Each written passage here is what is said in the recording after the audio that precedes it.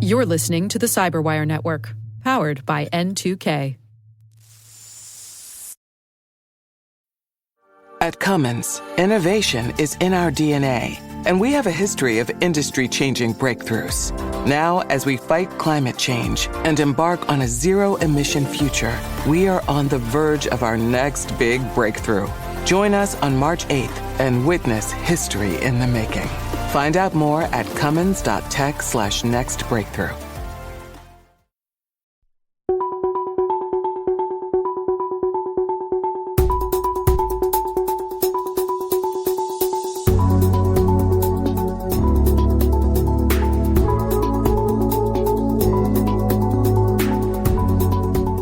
Welcome to this CyberWire special edition, marking the one-year anniversary of Russia's war against Ukraine and its effect on cybersecurity.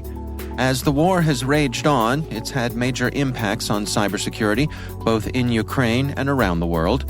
Joining me is our CyberWire editor and senior writer, John Petrik. Stay with us.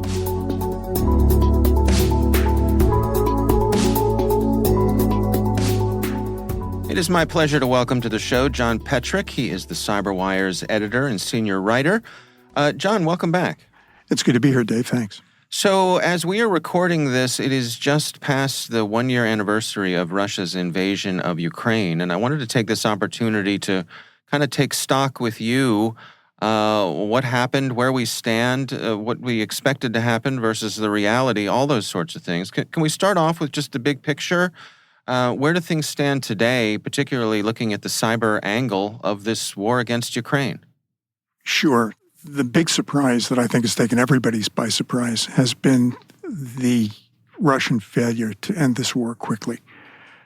That it was widely believed when they crossed the border a year ago that the war would be over in a matter of days or at most weeks.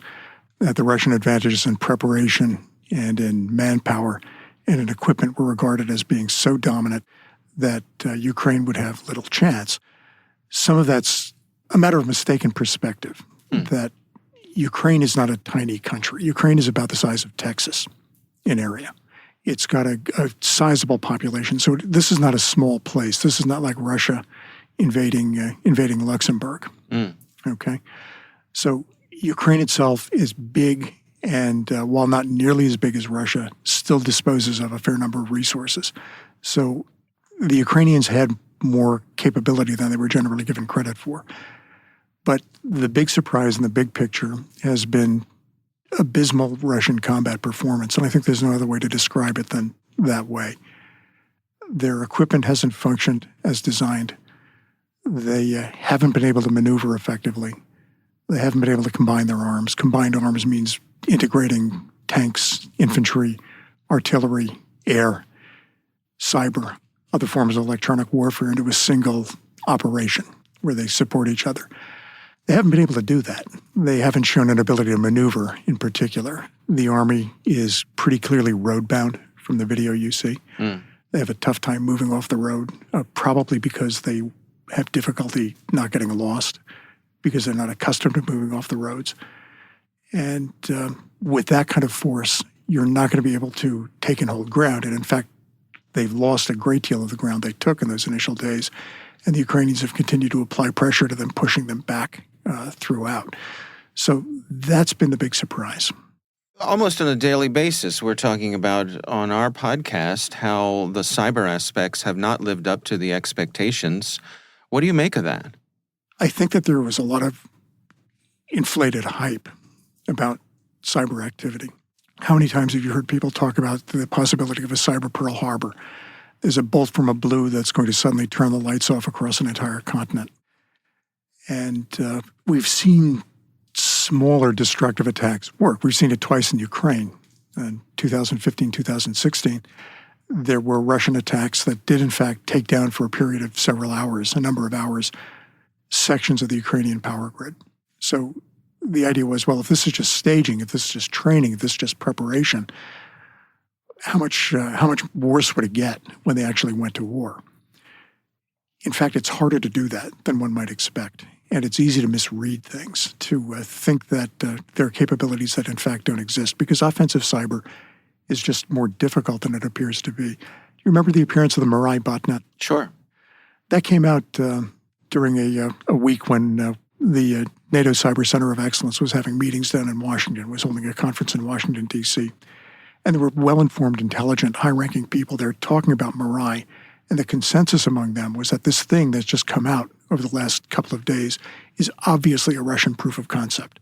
This is clearly an attempt by the Russian intelligence services to test what they can do and show us what they can do. Eventually, the FBI determined what was behind Mirai.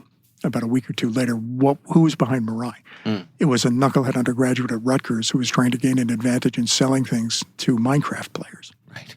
So it wasn't that nefarious bolt from the blue that we'd been expecting. So they haven't done that. Have they had some successes? Sure. There were successful wiper attacks in the early days and weeks of the war that destroyed some information on Ukrainian networks. But those in and of themselves weren't the kinds of things that those networks couldn't recover from. They didn't have a significant operational impact. Did they take out the Viasat ground station terminals with cyber attack? Yeah, they did. They were able to deny a lot of Viasat connectivity. But that Viasat connectivity was quickly restored and replaced by Starlink connectivity. So that hasn't been a factor since then. Since that time, what we've seen have been continued attempts by Russian intelligence services, some with some success, to attack Ukrainian networks in cyber espionage operations. CERT Ukraine just yesterday, for example, announced that they had detected a backdoor that the Russians had installed back actually quite a while ago in December of 2021. And that backdoor has since been used to stage various forms of malware for collection purposes in certain Ukrainian networks. Now, CERT-UA thinks that they've got it contained, that they didn't have any serious, they didn't sustain any serious harm from that. But the point is that there's still a capability there. They're trying to do these things, but that seems to be cyber espionage. The more disruptive attacks that we've seen since then have tended to be nuisance-level attacks, defacements, distributed denial of service attacks, run by people who are best regarded as cyber auxiliaries, that is, people who are quasi-private sector actors, patriotic activists who are acting in the Russian interest, and they are conducting DDoS attacks against, for example, German airports, or who are defacing websites. That's going on. And then there's also the kind of privateering that we've seen for a long time. This is not new. This has been going on long before the war, that notoriously Russian cyber gangs have been tolerated and have operated with the protection and under the and a certain degree of recognition by the state. Do what you want. Go steal whatever you can from the Americans, from the Germans, from the Japanese. Steal what you can. Just leave us alone and leave friendly countries alone. If you keep your nose clean, you don't go after anybody who's working with, say, a Cyrillic keyboard, you're okay. You're not going to get a knock on the door. So have we seen continued ransomware attacks by these groups? Yeah, we have, and those will continue to go on. Are those nuisances? Sure, they're nuisances, but they're not war winners. And they're not coordinated with other arms operations. They're not even as well coordinated as conventional electronic warfare. They're not even as well coordinated as jammers that might take down a radio network, tactical radio network. Stick around. There's more to our conversation after this.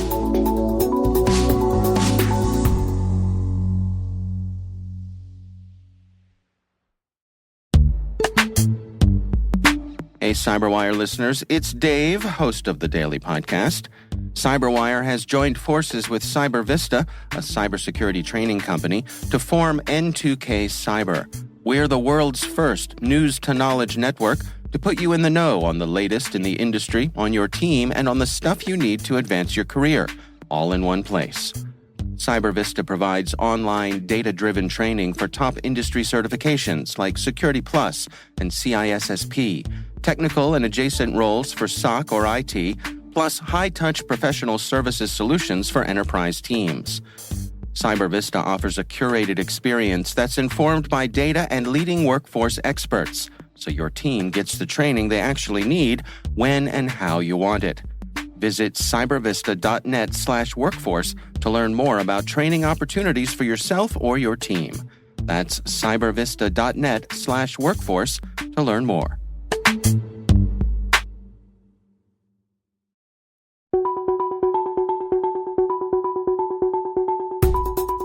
From the point of view of the global community, how does this experience inform the future of cyber war? What are other nations watching, taking away from this? I think they're learning that offense is difficult and defense is possible. I think that's the big lesson. I think that many of the lessons being learned are probably lessons that we're not going to be aware of. I'm sure there are things that are being learned and thought about that certainly haven't broken out into the open source intelligence world, that haven't broken out to the news. I think that the big lesson is a perennial lesson that any effective military operation has to be a combined arms operation. That if you're simply blasting away with artillery, you line your guns up hub to hub, and you're slamming away at poorly identified area targets, your infantry is doing something else. Your armor is off breaking track, trying to fix itself, and your jammers are either not doing anything because nobody's tasked them or they're not hitting the right frequency. If your cyber ops are not going after the right targets or they're not doing the right things, they're not going to have any desired effect. They're not going to have good effect. And I think that's a lesson that's being relearned all the time. Yeah, I think there's this notion that cyber could be a force multiplier, and it certainly seems in this instance that has not been the case. Well, it can be. There's no reason it can't be. But a force multiplier is not in itself decisive. That it's conventional to distinguish combat power from combat multipliers. That combat power is something you can count on. So what's combat power? Tanks are combat power. Infantry are combat power. Guns are combat power. A force multiplier is something that when you have it available to you, it will help you win. It will help your operation, but you can't count on it for success. So plan your operation as if it may or may not show up. If the weather is bad enough, for example, the aircraft are not going to fly. So aviation is commonly regarded, and I apologize in advance to any aviators listening to this, aviation is commonly regarded as being a force multiplier, not as direct combat power. I think cyber is a combat multiplier. What do you use it for? You obviously use it for intelligence collection. That's obvious. You can use it for, if you move out of that shadowy world into the more overt world, if you view influence operations and information operations generally as cyber, which I think is not an unreasonable thing to do, there's an important role for it there. It's been interesting to watch the failure of Russian influence operations in this present war, because they had been pretty good at that in the past. Remember all of the worries and uproar over the Russians are meddling with the election, and they're making people think this, think that, and think the other thing. Sure. That wasn't crazy. There was a degree of hysteria to that, but it wasn't nuts to be worried about that. What were the Russians doing in that case? Were they trying to push a particular viewpoint on anyone? Not really. They were trying to darken counsel. They were trying to confuse. If you look at the theorist of war, Clausewitz, in his writings, Clausewitz argued that the thing that distinguished the idea of war in the abstract from real war on the ground was what he called friction. And friction for Clausewitz is the kind of thing that causes a deviation from the ideal. If you remember anything from your high school physics class, what kinds of things did they always do to teach you basic physics? They would give a bunch of simplifying assumptions. Assume a frictionless surface, they would say. Right. Things like that. Forget about air resistance, that kind of thing. All of that stuff is the complexity of the real world, and that's what Clausewitz was thinking of. So military friction is darkness. It's bad weather. It's mud. It's mud that the guns get mired in. It's a unit getting lost. It's an order being misinterpreted. It's somebody not understanding it. It's the guy who doesn't get the word. That's friction. If you want to look at general approaches to the art of war, some armies tend to work by trying to minimize their own friction. We want to minimize our own friction so that we can do what it is we want to do. That's what we want to do. Other armies try to maximize the enemy's friction. We want to gum it up for the enemy as much as possible. In general terms, the American way of war has tended to try to minimize its own friction. The Russian way of war has tended to seek to induce more friction in the adversary. And Russian influence operations, I think, were most effective when they were trying to induce friction, not when they were trying to persuade people of some particular line. I think there are very, very few people who seriously think that the positive Russian line on the war in Ukraine is true. I don't think anybody seriously believes, whether they're sympathetic to Russia or not, that Ukraine is run by literal Nazis, okay? Literal, self-conscious, institutional successors of the German Nazi Party from the Second World War. Nobody thinks Ukraine is being run by Nazis who are systematically trying to exterminate Russians, and that Ukraine was serving as a staging point for a Nazi-led NATO offensive against Russia. Right. That's the Russian line. It's implausible. It doesn't work. So perhaps they should have stuck to trying to confuse people. Now, much of that is for domestic consumption. Okay? Yeah. There's an analogy that I've heard you use to sort of related to game theory, the difference between poker and chess. Can you hash that out for us? I find it really fascinating. If you look at both poker and chess, they're both rational games. They require intelligence and thought to play. It's not like playing, I don't know, take your pick, war. Right. Okay, or Indian, to drop even lower. The chess is a deterministic system. It's fully deterministic. Nothing happens by accident in a game of chess. You can make mistakes, but there's nothing that's a matter of chance. All the pieces are in the same place. All the pieces are at the beginning of the game. The pieces are all in place. The pieces have known capabilities and known potentials. Right. And you're responding to an adversary. You might be surprised by what the adversary does, but nothing happens by accident. It happens because somebody did it. Poker, on the other hand, is a game that involves a great deal of chance. It involves rational calculation of odds and probabilities. It involves the ability to bluff. It involves the ability to sense when your opponent is bluffing. If you listen to Russian media and listen to the Russian speeches, you will hear them commonly introduce their conclusions by saying things like, of course, or it is no accident that. This is a chess player's way of looking at conflict. In the Western view, and in particularly the American view, there's, I think, a much more vivid imaginative presence of the reality of chance, that there are things that happen that haven't happened because anybody has done them. They've just happened. And I think this is also manifested in the Russian willingness to look for a general to sack when something is not going well. Where do you suppose this is going to go? I mean, we're a year in now. Do we have another year in front of us? How do you think this is going to play out? It's hard to tell because so much depends upon things that are beyond our ability to predict. It would be unwise to think that there would be a popular uprising that would depose President Putin, for example. Is the war popular at home? It's got some degree of popularity. I mean, they have certainly been able to whip up enthusiasm at well-organized, spontaneous demonstrations. But on the other hand, when Putin announced partial mobilization last fall, about 300,000 men of military age got out of the country before they could be taken. That's about the amount that were targeted for mobilization and the amount that they did take in that partial mobilization. So there's clearly some dissatisfaction and some dis-ease with thinking about the war. Will Ukraine continue to get supplied from the West? It probably will. They've been promised a lot of equipment. A lot of equipment has been delivered. That equipment has generally functioned pretty well. They've received a lot of cyber support, both from governments and from the private sector. So Ukraine is in a pretty good position to be able to continue to defend itself.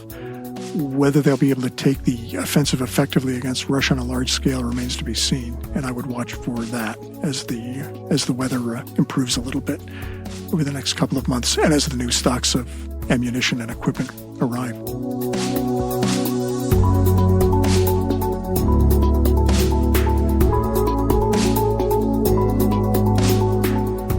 Thanks for joining us for this CyberWire special edition, and special thanks to my colleague John Petrik for taking the time to lend his insights to the conversation.